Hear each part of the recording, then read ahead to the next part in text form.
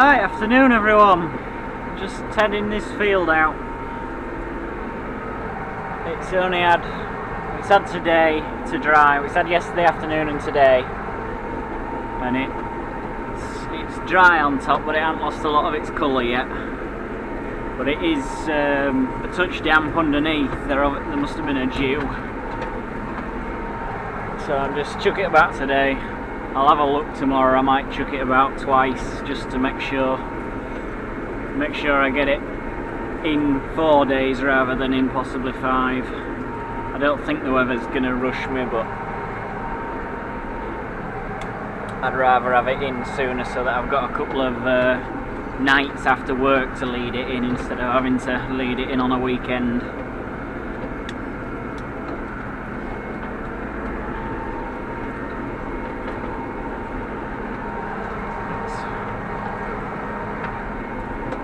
It's chucking it about fairly nicely. It's a bit of a horrible, well, it's a bit of a browny sort of green colour rather than normal, but it'll be alright. It's for sheep anyway, so it should be decent enough stuff. I think the trouble with it is it's all short. There's no long grass in it, or very little, and it's only your long grass that sort of has the golden colour.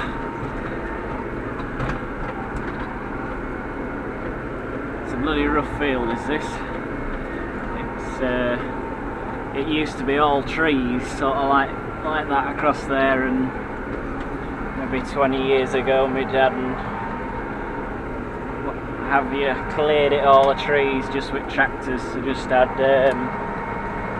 well, it's quite interesting. They had just a straight muck fork on front at loader, only the tines in the middle were shorter than the other tines, so it made like a V, and you'd sort of go up to the tree and push the V under the tree and lift the tree out of the ground. They weren't big trees, they weren't like what we have now, but still there were elderberries and thorns and what have you, and lifted them out. And these last couple of years, maybe the last 5 years, this field's been getting sort of rougher. I think it's subsiding quite a bit now, and it's all starting to sort of settle out. Yeah, it gets bloody rougher every year you do it.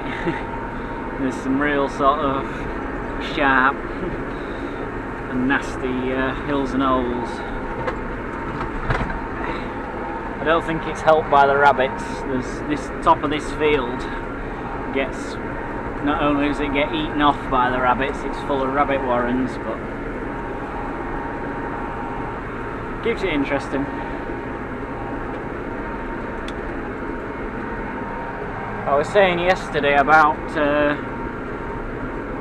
fiddling with the loader suspension, and I'd let it down a couple of times yesterday, let a bit of pressure out of the accumulator, and I think it's about where I want it to be now. It'll just barely work without any weight on the loader, so if there's any really sharp bumps, you see it drop, but it's not working all the time, sort of thing.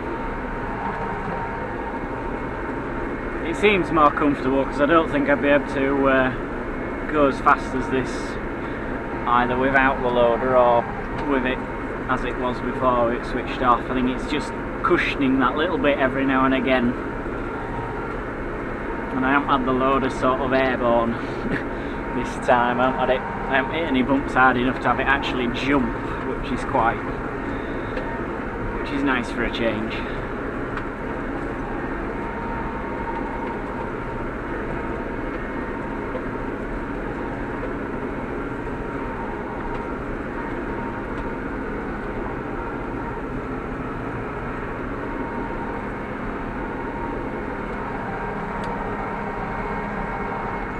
I don't know what I'm going to do with this bottom end with it being so sparse. I'm debating whether to fetch the Acrobat into this field and sort of row all the bottom rows into like one row where your headland would normally be, because it's the same across there. I'm wondering whether just to row it in over, and you know, row the equivalent of all your headland into one row. But I don't know, can't make my mind up. See, it's heavy enough in places like this. This is the best bit of the field, sort of where we are now. But like the top headland and the bottom headland are just bare, and I'll probably struggle to get hay going into the baler.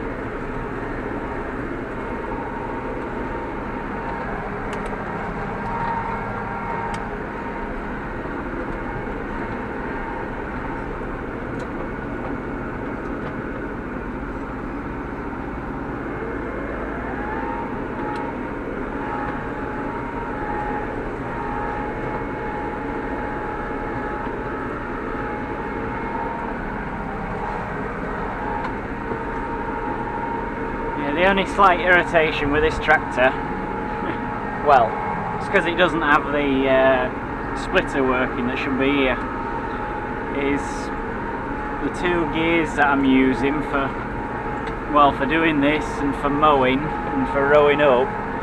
One of them's fourth in low box and the other one's first in high, so you have to be up and down from high to low when you want to change speeds, which is a bit of a pain.